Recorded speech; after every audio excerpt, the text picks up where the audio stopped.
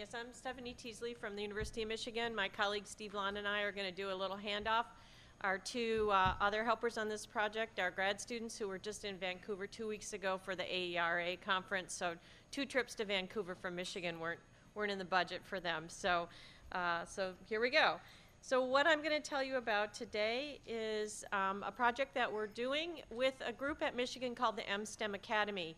This is, as you can see, an undergraduate engineering mentoring program for students who have made all the admission criteria to Michigan, but for various reasons are considered at risk for being successful in that College of Engineering at Michigan. So the pipeline, staying there, retention is an issue, but also grades. These are students who may stick it out and make it 4 years at Michigan, but not necessarily graduate with the highest GPA that would make them competitive in the job market when they leave. So the STEM Academy was set up as a mentoring program, a fellowship program for these students that provides a lot of external support to them to help them be more successful as engineering students.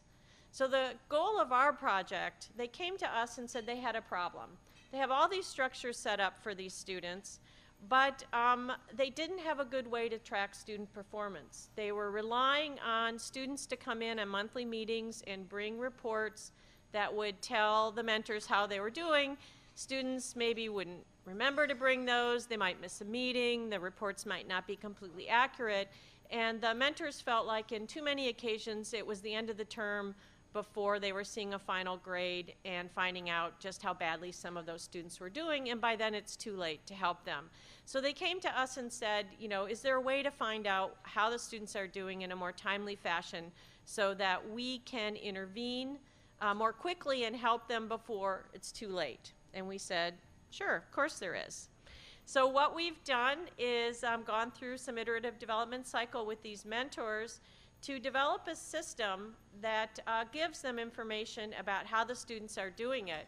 And it uses classification schemes and provides them with some, admittedly at this point, very elementary visualizations of student performance. And we submit these to the mentors on a weekly basis. So one of the things we want to look at in this project, of course, is how does the mentor's use of this early warning system affect student outcomes? Does it, in fact, affect it, and how? And that's our central research question. So what we usually have when we're talking about learning analytics, as many of you have heard and talked about yourselves here, we have this sense that there's data, and access to this data can somehow lead to improved performance. So we have the data, we do some analysis on it, there's a product that comes out, and it's delivered to an audience, whether it's a mentor, an advisor, a faculty member, or the student themselves, and then, you know, the magic happens and the improvement occurs. Now, in our system, then the analysis is a kind of classification scheme that you'll recognize if you're familiar with John Campbell's work. And our product then is this early warning system or early alert system, I've heard some of you call it. And our audience for this tool in particular are these mentors. We focus on the mentors in our project because these mentors have a tremendous amount of knowledge about the students, about the specific courses, about the individual instructors who teach these courses. So we don't need to put the intelligence in the system. We need to give the people with the intelligence better data to act on the things that they need to do to help the students. So similarly, we want to encourage this communication between the mentors and the students, which again is not necessarily happening through the system. They're meeting with them face-to-face in these meetings, or they're sending them emails saying, hey, I think there's a problem, you need to come and see me. And the communication with the student then is about the academic resources and the other kinds of things that already exist on campus. So we're not having to reinvent those, we're just making them more salient to the students and helping them understand when they need to utilize those resources.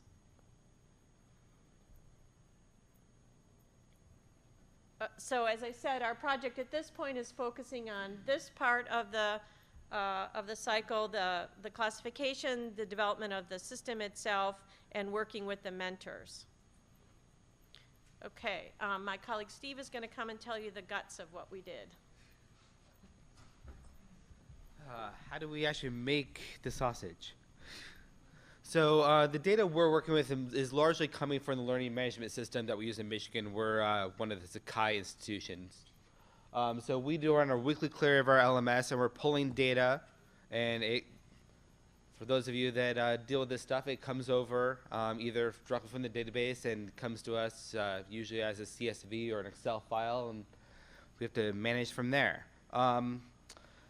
Because the data source are we're working with these three data sets for the most part because they're the most common across the LMS.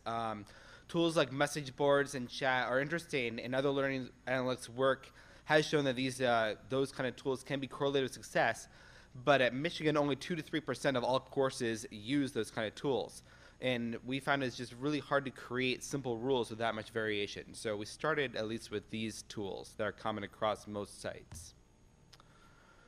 So we're getting data from a lot of different engineering and related courses that these students are enrolled in. They're using the gradebook, large enrollment classes with a lot of different sections. We also, beginning this last winter, brought in data from the mathematics department, and they have a separate web homework and exam system that's external to the LMS, so we munged that data together as well.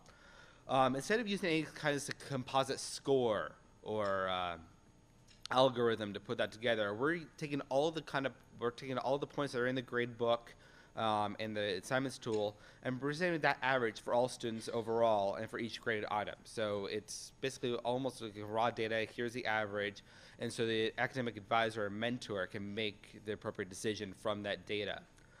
Comparisons are also only made within a single course, since each course in the LMS is basically unto itself.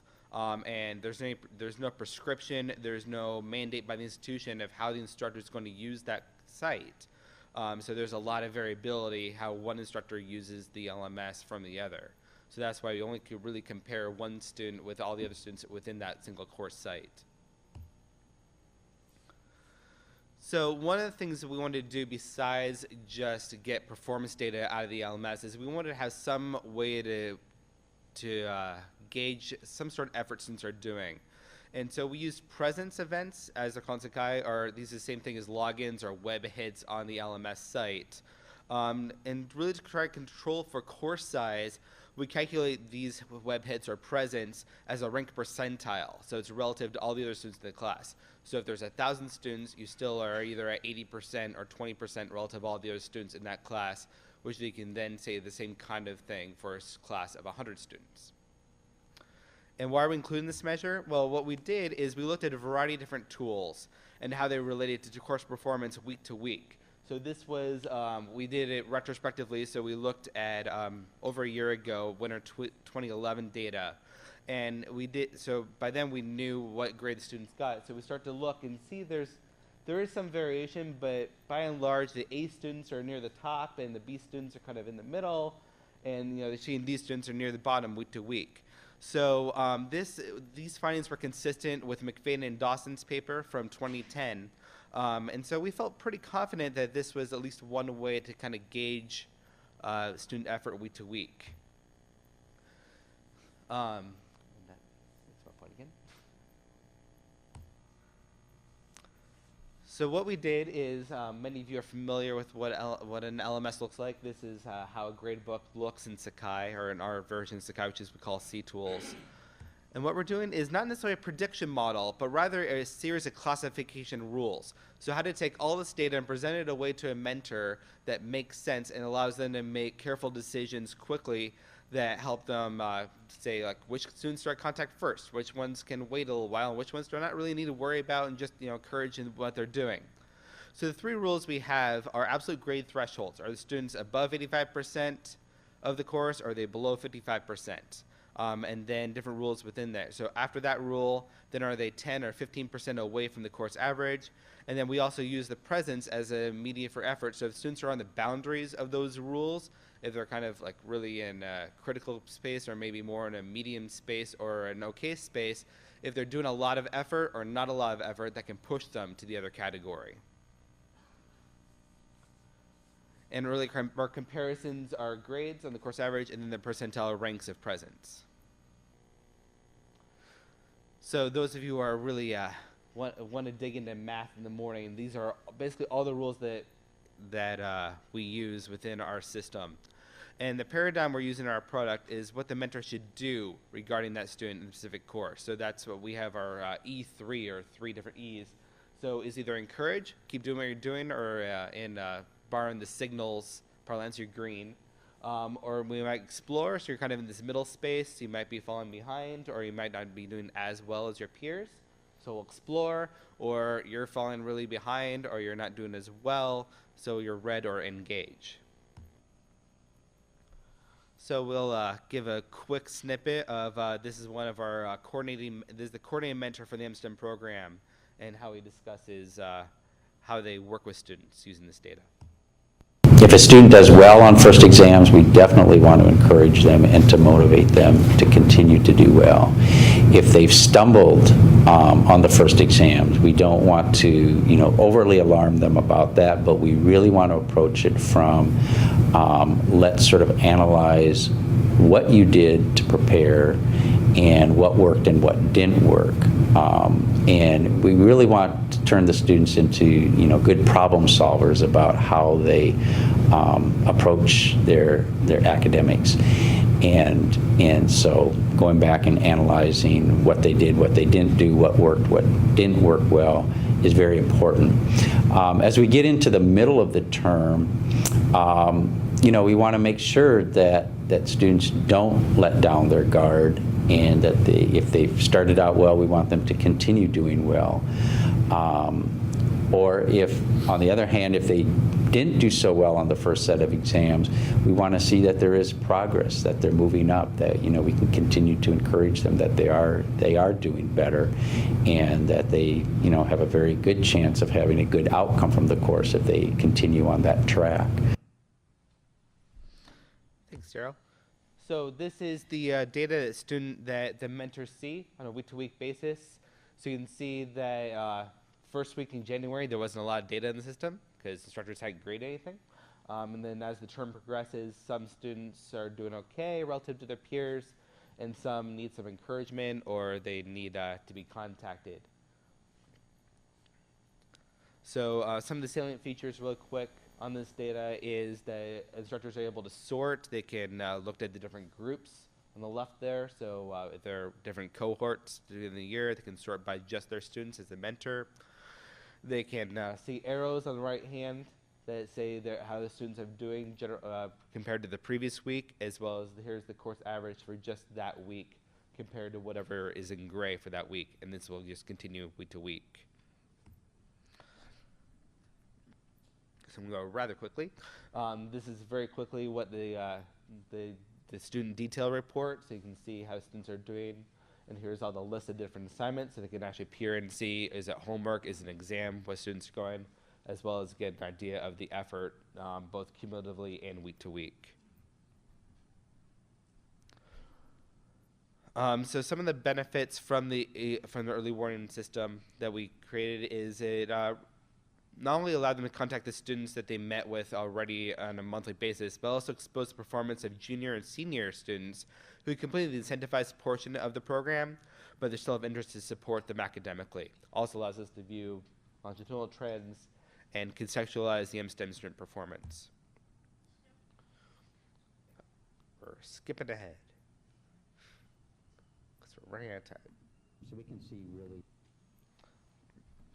So we really want to work with our university to scale our designs appropriately, so that will bring new infrastructure to the university.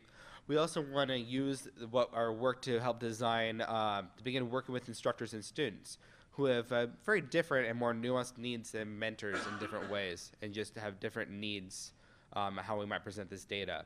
And we also want to explore how to tie these displays to messages to and from students in the system itself, possibly. So in our arrow display of where we are, really this project has, for the last year, focused on this area. As we start to think about next steps, we want to move into this next phase. So really want to carefully unpack the communication that happens around the system and what actions students do take or do not take, and why. And just finishing up, as highlighted by the panel yesterday, organizational capacity to leverage analytics appropriately is a major component that's critical to our success. We are not trying to make a system that interprets large amount of information. Rather, we really want to explore and identify how information can be best presented to people and appropriately scaffold that presentation to facilitate actions that leverage the many different support structures that really are in place at large institutions like Michigan and encourage students' self-regulation and success of their own learning. Really quickly, these are some of our collaborators. And now we have a few minutes for questions. Can you step up to the mic if you can, or I can repeat it.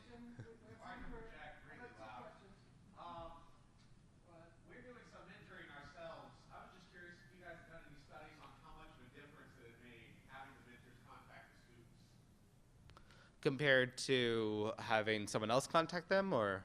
Compared to that, or just leaving them to do what they would on their own? Well, before we brought the analytics to this project, they've been in existence for a couple of years, and they've done some metrics with their own program showing that this intervention program itself has been relatively successful for these students. However, they felt it could be more successful because they really would feel badly about these cases where they would find out too late. So they felt like they could improve the success of the program even more if they were intervening more consistently across all the students, as well as Steve mentioned late in the talk, they only have these monthly meetings set up with first-year students. The idea was then to get them sort of acclimated and used to how they should study and so forth, and then they didn't necessarily track them in years 2, 3, and 4. And we brought in data for how those students were doing then too, because sometimes students make it through the first year and then start going downhill. So this allowed them to contact those students and say, hey, you know, why don't you come and see me? And we can talk about how you're doing. And so engaging the mentor past the first year. Have you seen how much the real time, how much that's actually affected the student retention and success? We have just finished the first year where they've had this data on a weekly basis. Our fall term, our winter term just ended, so we're going to be able to look at that data.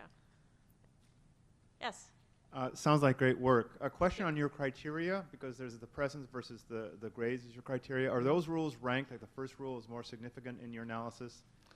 So then a question, because as far as I understand, other projects are seeing that the student engagement measures in the first week or two is particularly important. Mm-hmm.